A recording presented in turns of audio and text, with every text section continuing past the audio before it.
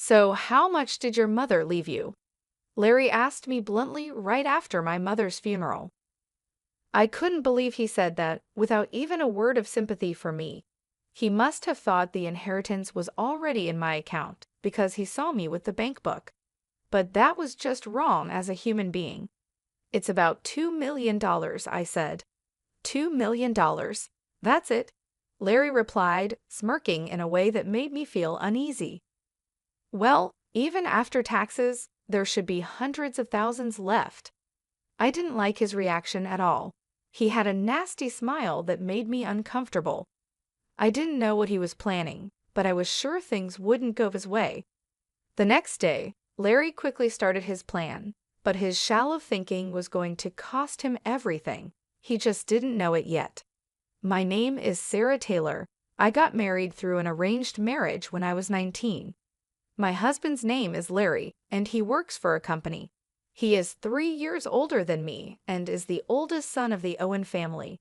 However, even though he's called the oldest son, his younger brother Frank left the house after graduating from university and hasn't been in touch since. So Larry was treated like an only child and was very loved by my parents-in-law. Honestly, I didn't want to marry Larry, but my mother came from a family that had been running a business for generations. I was in a position where I couldn't go against what my parents decided, so I ended up marrying Larry. He couldn't refuse the marriage either because his father was in business. We didn't marry out of love. It was a marriage far from happiness. Unfortunately, we couldn't have children. Since we got married young, it was hard to accept that we couldn't have kids, and I hoped that having a child would improve our situation. But even with hospital visits, it didn't happen.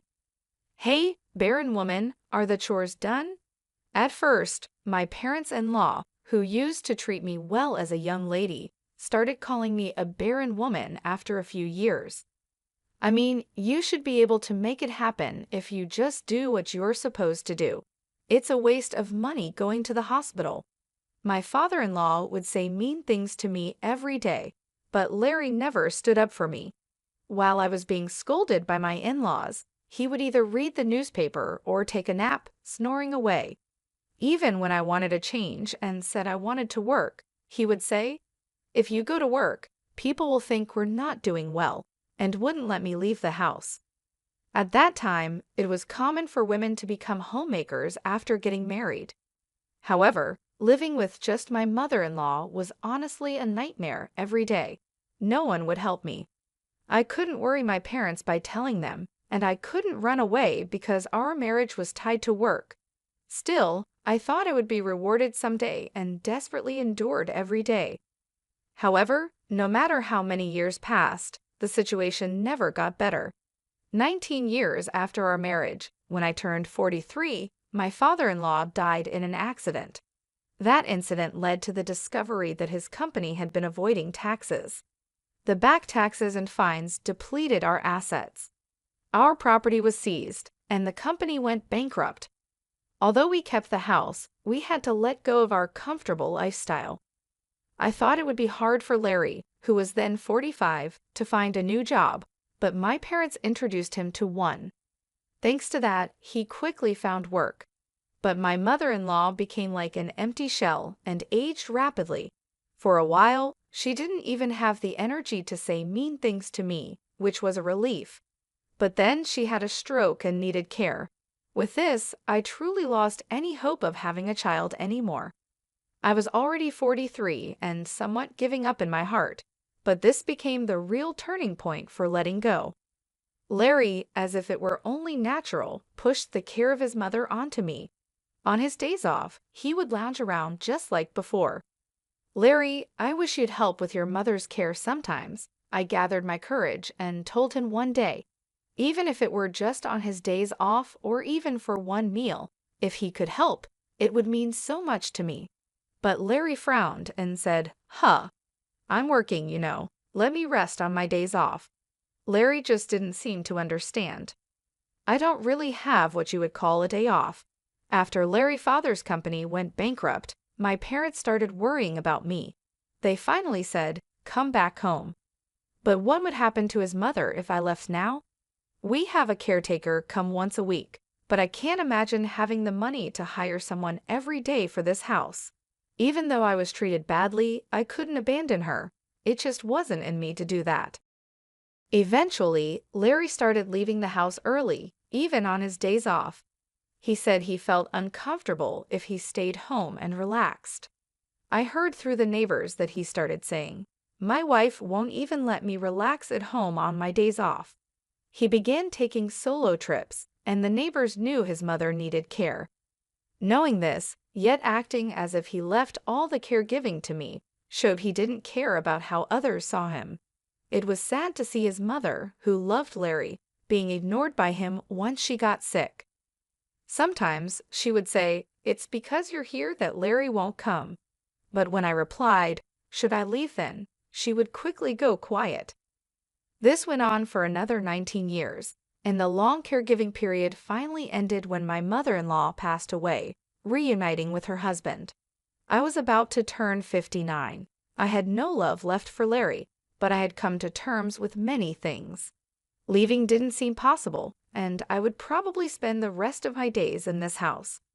Larry was diligent only in his work, and this was noticed. Even after reaching retirement age, he was asked to keep working as senior staff. This allows me to live the way I do now. We were never a close couple, but I am thankful for this aspect. Our marriage wasn't good, but Larry never tried to kick me out. He probably thinks it's too late for that now. He still prefers being out of the house on his days off, so I've come to enjoy my alone time. I've even taken up pottery as a hobby. I've made friends at this age and am spending days that I can finally enjoy for the first time since getting married. But this seems to have annoyed Larry. "You're out playing while I'm working," he said, and one day, he even burned my bag. I used the bag for my pottery class, and Larry burned it in the yard. "What are you doing? Don't get lost in weird hobbies, just do the housework," he said. My pottery materials and my pouch were still inside the bag.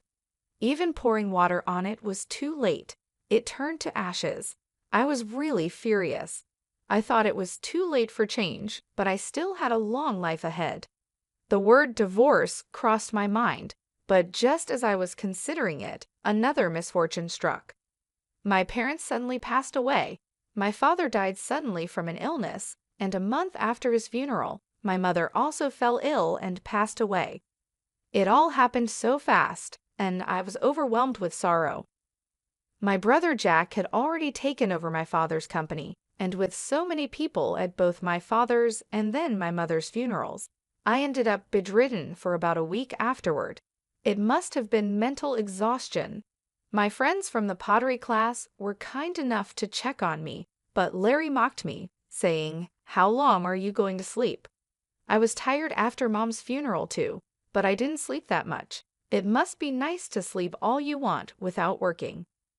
It might have been a valid point, but as words from a husband to a wife, it was really hurtful.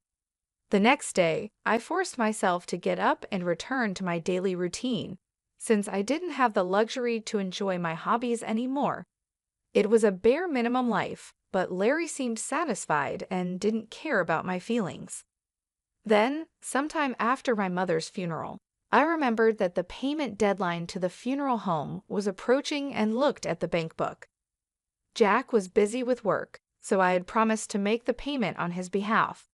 However, Larry saw me with the bank book and came over with a sleazy smile. "So, how much was your mother's inheritance?" I was shocked by his words. He said this right after my mother's funeral, without a single word of concern for me. He must have thought the inheritance had been deposited because he saw me looking at the bank book. But surely that's unthinkable for a human being. I answered dully, "About $2 million. $2 million? That's it?" he said, smirking with an unpleasant smile. "Well, even after taxes, there should be hundreds of thousands left." What an awful smile. I didn't know what Larry was thinking, but I was sure things wouldn't go his way. Without saying anything to him, I quietly put away the bank book. Finally, noticing the mood, Larry spoke up. "Well, you've had it tough. You should rest early today." It was unusual for Larry to offer kind words, maybe because he felt awkward. Far from making me happy, it made me feel sick. I didn't want to see his face anymore, so I went to bed early that day. However, something unexpected happened the next day. After breakfast, Larry left for work as usual. But then I got a call saying he hadn't shown up at his workplace. I was shocked because this had never happened before. Worried that he might have been in an accident, I hurriedly called Larry, but I couldn't get through. As I paced around restlessly, I walked into the living room and understood everything. On the living room table was a piece of paper. It was a divorce form already filled out by Larry. The moment I saw it, I thought, "No way," and checked where I had put the bank book the day before. As I expected, the bank book was gone. Unbelievable, I muttered and sighed. It wasn't an accident or anything. Larry had likely disappeared on his own. I had thought he was up to something in the living room that morning. By taking those items, he must be planning to start a new life without me. Larry hadn't driven me out before because he was waiting for my parents' inheritance. The stolen bank book was proof enough. Even with this realization, I remained calm. There was no need to panic. I slowly filled out the divorce form and took it to the city office. Larry had sown the seeds of his own downfall. I decided he needed to fully understand that it was too late for regrets. I properly contacted Larry's workplace and said, "I can't reach him either, but it doesn't seem like an accident. I'll let you know as soon as I get in touch. Sorry for the inconvenience." The workplace said they would treat it as a paid leave for the day and wished him well, which made me envious of Larry for having such a good workplace. After all, it was a company introduced by my parents. I hoped he would be sincere towards his workplace, but now he was going to be a stranger to me. I managed to submit the divorce form successfully. After going through so much, it's surprising how easily I became free. I wondered if my life could have been different if I had divorced earlier. As I was packing up my things, my phone rang. It was Larry, who hadn't answered my calls before. I knew what he would say, so I ignored it and kept packing. The phone kept ringing again and again. Eventually, even the house phone started ringing. It was probably Larry, and it was so annoying that I reluctantly decided to answer it. "Hello," I said casually. Sure enough, I heard Larry's panicked voice on the other end. "Yes, I called because I was informed you hadn't shown up for work. You should contact your workplace immediately." "That's not the issue right now." Larry interrupted me, shouting, "I can't withdraw the money." Hearing his voice, I couldn't help but burst out laughing. "So he finally noticed, huh? I thought he must not have realized because he stole the bank book in a hurry." "My ID? You burned it, remember?" "What? No, don't you remember it was in the bag for my pottery class?" I answered, laughing. Larry sounded flustered. "Then this ID, isn't it expired?"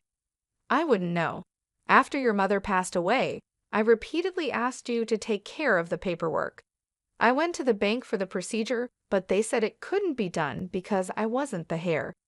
So the bank book was left untouched with just a few dollars remaining. Don't mess around. You have to properly organize things for someone who's not here anymore, right? You said you'd take care of it eventually, so keep it in mind. Don't blame me." "Then what am I supposed to do with this bank book?" "What to do or not to do, unless I go to do the paperwork, there's nothing that can be done about it." As I spoke, Larry kept complaining, but I didn't feel like replying and fell silent. Impatiently, Larry seemed to have gone back to the bank teller, explaining the situation. "I accidentally burned the ID. Can't anything be done? Maybe by proxy? Look, I'm on the phone with my wife right now." It seemed he put it on speaker, and I could hear the troubled voice of the teller too. I questioned his words. "Larry, what are you talking about? You know you can't do anything like that as a stranger, right?" "Huh?" "The divorce papers were properly processed just now. Thanks for the preparation. Bye." I said what I wanted to say and hung up the phone. I'm sure the bank teller heard my last words too. By now, Larry must be either pale with shock or red with anger. Just imagining it made me laugh. I knew I had to leave the house before he returned. With that thought, I quickly packed my things and left the house. My destination was my family's old home, which was empty after my parents passed away. I had inherited that home as well. My mother's assets from running her company totaled $15 million. However, inheriting a large sum of cash wouldn't be safe if Larry found out, especially since we had no children. So I inherited just enough to live comfortably, about $2 million. The rest was the family home, my mother's beautifully preserved dresses, and my father's antiques. If these heirlooms were appraised, they would be worth a lot. I had my brother Jack's permission for this arrangement. Jack had moved out after getting married and was worried about the family home becoming vacant. He had children and had taken over the company, so he was happy to inherit just the cash. We completed the inheritance discussions peacefully. After arriving at the family home, I informed Jack that I had divorced Larry and would be living there. He said, "If you are going to live in the family home, it won't be empty, which is a relief. But are you really okay with divorcing Larry, Sarah?" "Yes," I replied. "We don't have children, and both our parents have passed away. If we both want a divorce, then it's for the best. I want to restart my life, and I have no regrets." Jack was worried about me being alone, but living as Larry's servant for life would have been worse. Besides, if I could spend the last moments of my life in this house, where I had many memories with my family, even if I was alone, it would be happiness.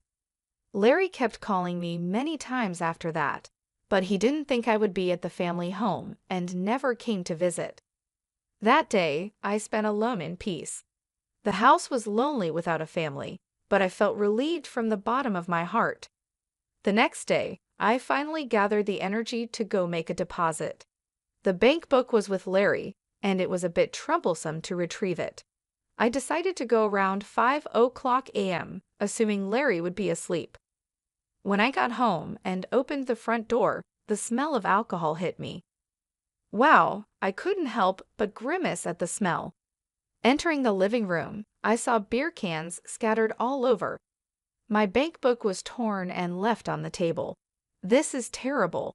Tearing up someone's bank book like this, no matter how angry you are, is just wrong.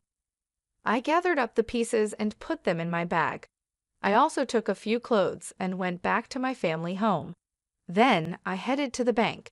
As I approached the entrance, I heard someone call out, "Sarah." It was Larry. He had been waiting for me. "I noticed the bank book was gone, so I figured you'd come here." "Whether I come here or not is none of your business," I said. "Don't say that. We've been together for so long." Even though the divorce was finalized, he still talked like this. I ignored him and entered the bank. Larry kept trying to talk to me, but I firmly ignored him. That's when it happened. "Brother, isn't that Sarah?" Someone called out. "Frank, why are you here?" It was Larry's brother, Frank. Both Larry and I were surprised to see him. We hardly ever saw Frank, usually only at funerals. It had been about 43 years since I married Larry, and this was probably the third time I met Frank. He had wanted to cut ties with the family, but his parents, worried about their company's reputation, begged him to at least show up for important family events. Since we had met at my mother-in-law's funeral a few years ago, he probably recognized us. "Ah, I'm here for the inheritance of Mom's estate. Thought I'd check the balance and then inform you too," Frank said.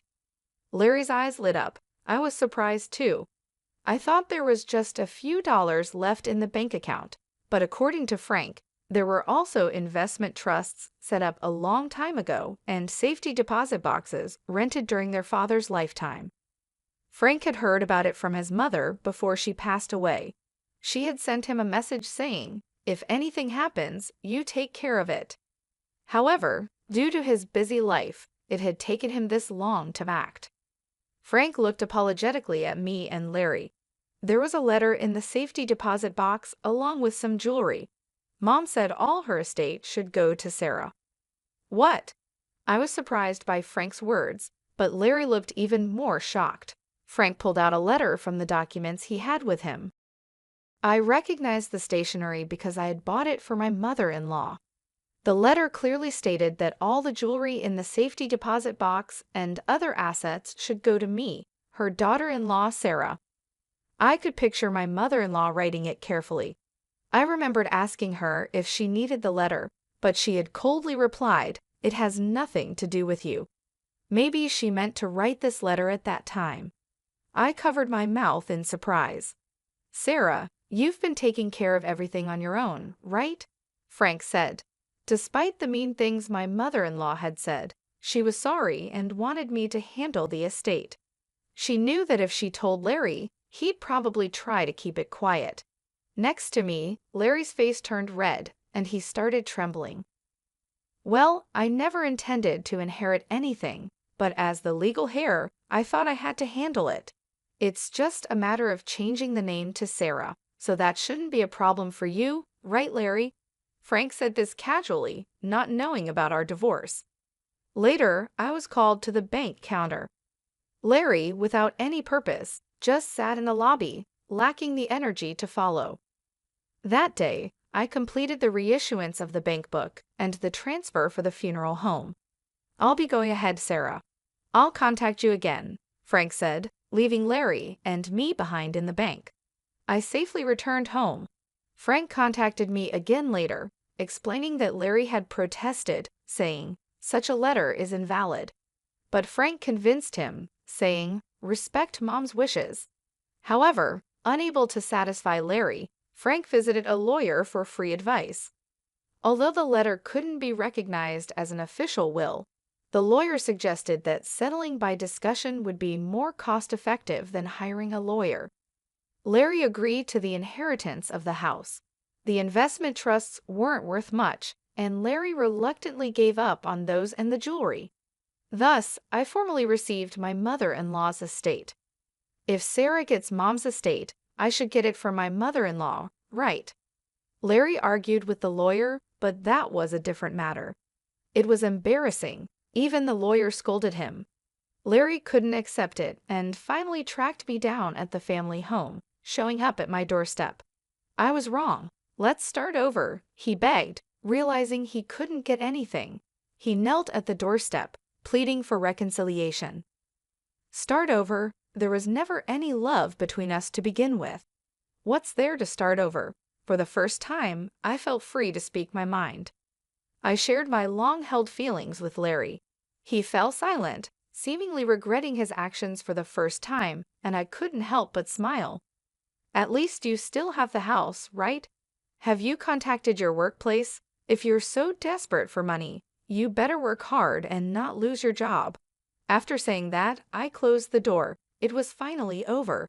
The bank book held assets left by our mothers, and with this, I could surely live comfortably from now on. Larry, however, continued to be absent from work without informing his workplace, which led to his dismissal. I had warned him. Without even his passion for work, what was left for him? Maybe his hard work wasn't out of responsibility, but to maintain his dignity. Now, without anyone to show his dignity to and missing the easy money he thought he'd get, it wouldn't be surprising if he felt he had lost his purpose in life.